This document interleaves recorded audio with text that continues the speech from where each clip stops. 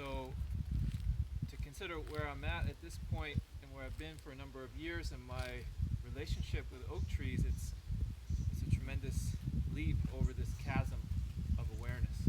And I recognize that the vast majority of our culture is in that same place and has been in that place for several generations, not dozens of generations. The place where you began, not the place place you've come to. Of not understanding, yeah. Okay. And so the the excitement that I've had for a number of years to relay this information usually is something that is completely new to many people, resonates with something of what they've grown up with, or at least connects with an inspiration that they've had, or completely like turns their world upside down in terms of what they thought about the reality around them, in terms of who we are and where we've come from.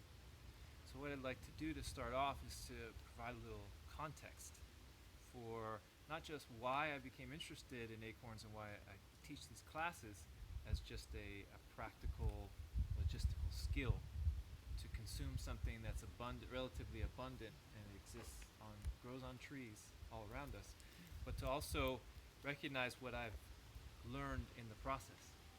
So like many things, there's something that first attracts me, and I recognize a lot of people have a similar experience. Is there's something that first attracts you that's that you can recognize that has appealed to where you're at, and as I refer to as a golden thread, as you pick up this golden thread and start to lift it up, all these other jewels and portals even start to appear distally around it as opportunities for enrichment or paths, opening paths of knowledge that then open up on other. It's fractal in terms of as you recognize this inspiration and follow it, and things emerge before your eyes. That it's just a matter of taking the step forward, almost as if our vision has only so much depth. And as we take another step, especially on those really charged pathways or along those golden threads, then all of a sudden they light up and illuminate this way before us. So it's been much that way for me when I first picked up an acorn on the university lawn close to 20 years ago, and I thought, oh, this is really beautiful. I can make a necklace out of this. Hadn't even thought about eating it yet at that point, but just the evolution of thought over the years, and that caused me to, stumble upon, facts and stumble upon,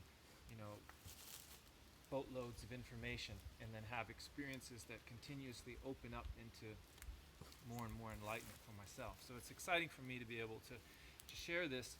I realize that may not be the reason any of you came here today, but just, acorns, that'd be great. I'd love to learn how to process them.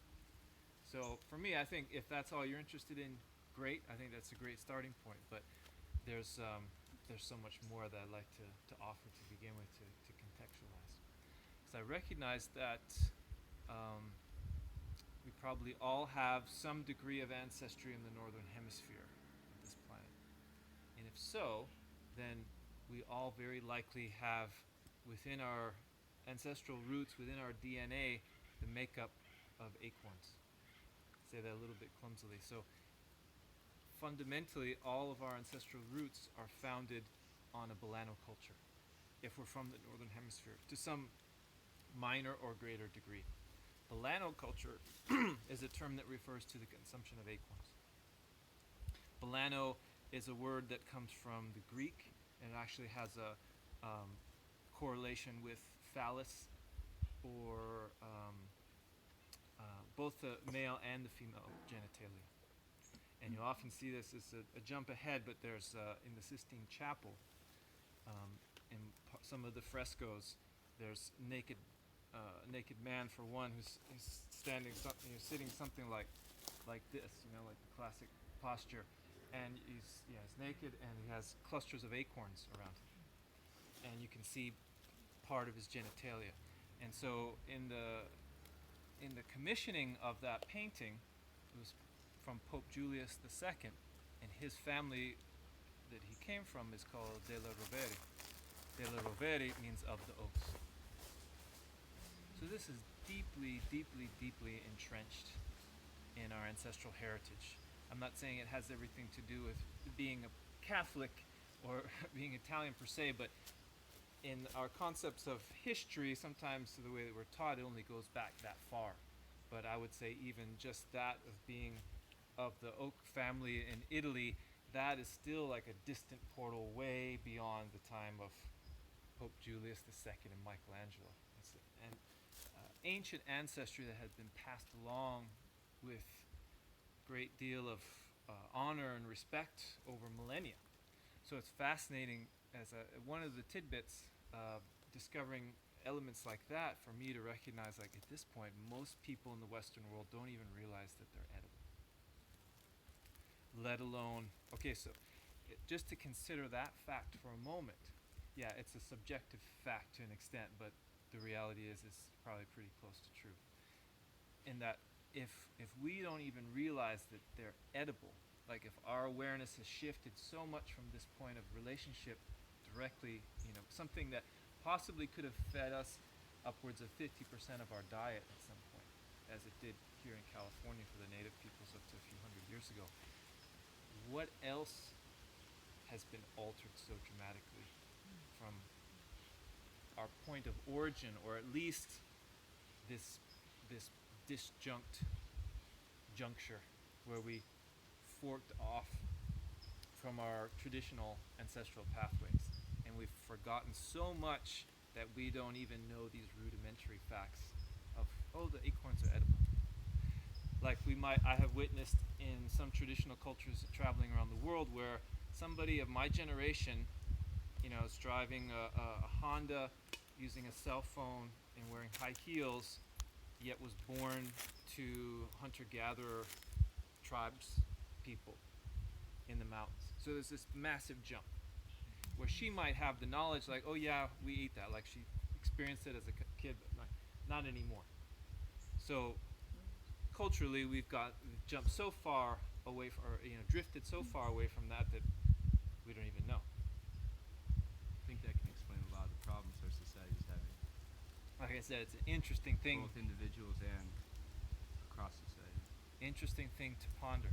So, in some cases, like Nina was here for a class that I did maybe 2 months ago or so, and we sat here with this oak tree and with several other oak trees. Everyone had their own volition to choose an oak, excuse me, and to sit with it and just to listen, to be observant, to be present, and allow for anything to possibly emerge between this connection between us and this living thing. As a means of, one way I can see that as a means of reconnecting through this relationship, not just an idea, oh, I like oak trees, I like acorns, I eat them, but to connect with the living being. Because I believe that this is really how the relationship began for us. So, the beginning, what is the beginning? I really don't have any idea. I used to teach a class that I called Acorns and Origins of Civilization because of some archaeology that I'll share with you, but I have a very different view of origins of civilization that I did even several years ago, as so much information continues to come out on a daily, weekly, monthly basis now. It's amazing about our ancient past, and I'll highlight some bits of that. I might not go as much into depth as this as I planned, because I want to make sure we have time to go and do the practical stuff, but maybe this will get you even more excited about working with the acorns. So, ancestrally, well, to go back to what I was saying about the oak, so on this planet, the oldest known specimen, this is pollen grain samples of oak, goes back 25 million years. They can trace the oldest known samples of oak pollen to Thailand. And so Thailand might have been a totally different place 25 million years ago, but probably not too terribly different if oaks were growing there, because you have oaks growing in northern Thailand as well.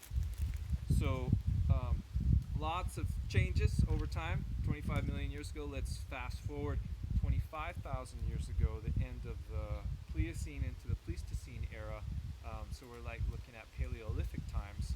We have a proliferation of oak species in the northern hemisphere. Something must have happened, and I haven't had the chance to cross-correlate this with more recent studies on studied the Greenland ice cores in the last number of years, and by pulling these ice cores up from the depths, they can record in the ice the fluctuations in the Earth's temperatures. And so it's quite possibly that 25,000 years ago, there was an increase in temperatures in such a way that it, facilitated the proliferation of oaks. And so this is, when we're talking about proliferation across the northern hemisphere, it's all over North Africa, into the Middle East, and then swinging around up northern Mediterranean region, all the way up to the Iberian Peninsula, Western Europe, over into the British Isles, which possibly 25,000 years ago, that looked a lot different, as did all the Mediterranean region, as the global ocean levels, sea levels rose about 300 to 400 feet, possibly about 11,600 years ago. So 25,000 years ago, you might have been able to walk from your home in Norway to visit your friends in Scotland or England. There was a land bridge throughout all of that area. But then extending all the way across, Turkey, probably jumping some of the drier zones there into India, Korea, up to Japan, even in what we would call more of the subtropical regions of there, and all throughout North America. How far north? Probably not that far north, because ice sheets came down pretty far. But today we have oaks that extend into Washington, not so much in the upper Midwest, and then down into Mexico, all the way down to Panama. Actually, in Colombia, it's like the last little trickles of oaks. It's still northern hemisphere, although it's South America, but it's still northern hemisphere. So all of that, the entirety of that belt around the globe, you could bet that people had a Bolano culture of some sort.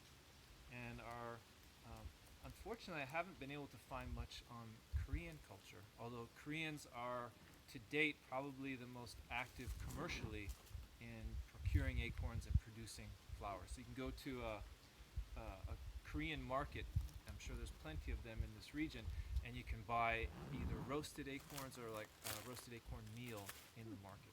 There's a traditional food called dotorimuk, and it's something like, at least in consistency and appearance, like tofu. So they use the acorn starch, and they add boiling water, they cook it, and then let it congeal, and then they like chop it up like we would tofu, and then stir fry it. So there's a lot of dishes. Although I've never had it, I've asked in Korean restaurants whenever I go, but they just smile and laugh. Oh, you like? So it's probably like a peasant food, in other words. Yeah. But people still revere it enough to where they ship it across the ocean and sell it to people. What was the name of that? Dotorimuk. Dotorimuk. Yeah. And so second only to that, but really, really fascinating to me because it's in the area where I live, is the relationship with the emoryi oak that the people of the Sonoran Desert and also partially in the Chihuahuan Desert region have. So emoryi oak almost makes it into Southern California and Baja, but and I have some acorns that you guys can try when we get back to the kitchen. To this day, where are we at? September. So they're probably out of them by now. They first become available at the end of June, early July, and then again they call los octubreños, so the ones that ripen in October. And so That's that lady who's. Natalie. Yeah. Hello? And so from those seasons, as you drive over the border south of Tucson into Nogales, there's people selling plastic bags on the side of the road of the bellotas. So the cost of the bag of bellotas is about 3 times the price of some kind of tostitos or something in the OXXO station, but nonetheless, people are still buying the bellotas despite the prevalence of snack foods, which is amazing to me. And they're not only buying the bellotas, in plain light of these modern snack foods, but they're also eating them raw. That's the most common way that these acorns are consumed. So, in most places, that's unknown. In fact, when I first started researching this and looking online and looking at, wasn't really chat rooms, but some listservs and people communicating about acorns and adding their comments, whenever I'd find anything about emoryi acorns or even add something to the discussion, people thought that was ludicrous. They'd just outright, shout you out of the discussion because that's not possible. It's a black oak acorn, those are the highest tannins. You can't eat acorns without processing them. Talk to these people. They're still doing it now after, hundreds, thousands of years. So it's really interesting. The tradition, the name for the acorn is Bellota, and the Bellota comes from, it's very similar to names all throughout the Mediterranean region. In Israel, I believe the name is Belut. Also in Morocco, they call it Belut. And they have acorns there. Quercus itiberensis is one that they roast, and they'll sell them in the marketplace. I haven't been there, but I've heard about this. So they just have like a little, almost like a hibachi grill, and they'll toast the acorns right there, kind of like we do chestnuts. Well, it's more like a New England tradition that doesn't really exist anymore. But anyway, people roast acorns that way, and they just sell them at the market. People crack it open and eat them. And then in Spain, they also call it bellota. So in part, I think it was a extant tradition in Spain and North Africa amongst the Moors, and so Moorish influenced Spaniards, and otherwise Spaniards, Basque, and so forth, came to the region of the Sonoran Desert, Arizona, Sonora, Chihuahua, settled there over the past 200 to 300 years, and they merged right along with the native peoples who already had an appreciation for this. And so there are peoples that I have a family, a particular family, Doña Olga and her family, that I've been mentored by and explored with them in the wilds of Sonora, and they've taken me to their traditional gathering grounds, and I see them, their faces light up. And her eldest son, who's about he's about his mid-50s now, and so we went a few years ago, and he became a child again, telling me about it. He's like, Juanito, era un pueblo mágico. He tells me it was like a magical village. They would walk there, the boys, they have their bow and arrows and slingshots, going after rabbits and stuff along the way, and they'd have a cart in burro, take a couple days to travel there, and then they'd find their own oak tree or their own mesquite tree, and they'd set up their camp there.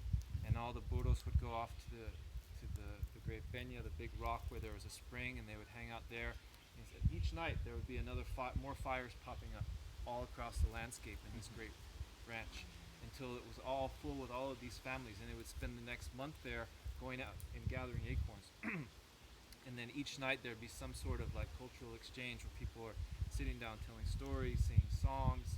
Once the technology became available, someone had a reel-to-reel projector, and they would put down a canvas screen and then sell tickets to the movies. But it was this way for all these people who came from disparate areas to come together in appreciation of the oaks and the acorns.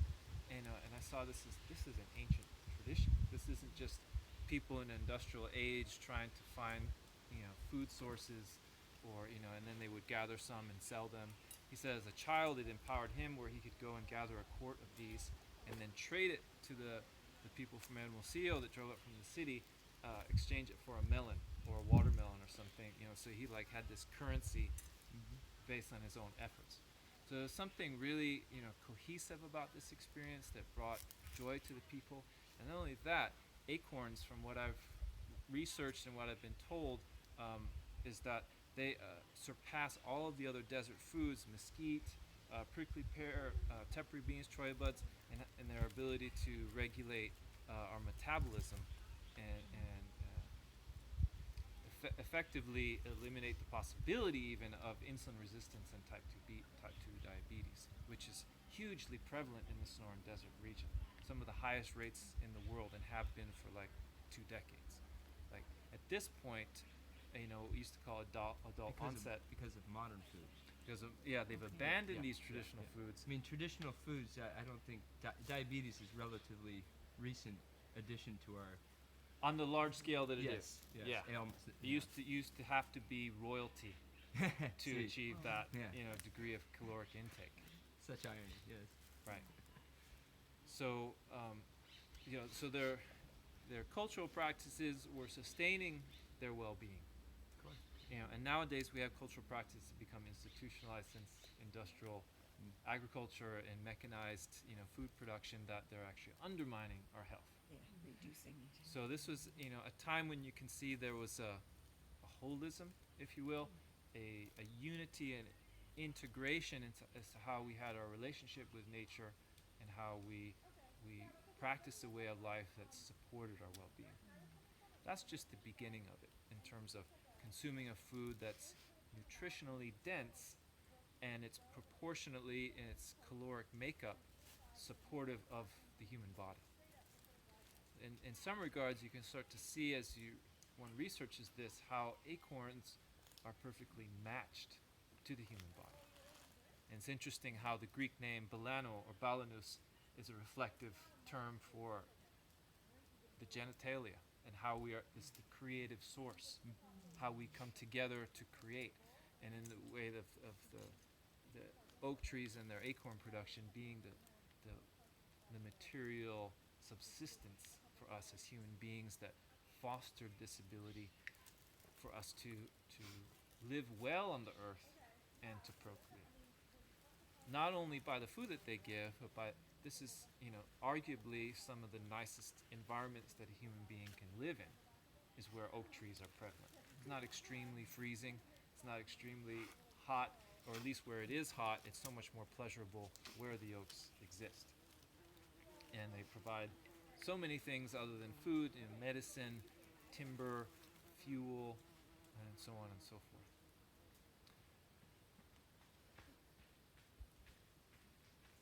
She's in San Diego now? I don't know. I think she's got a tour of every canyon. Wow. Poor thing. I shared my location with her again, so hopefully she can get there. I can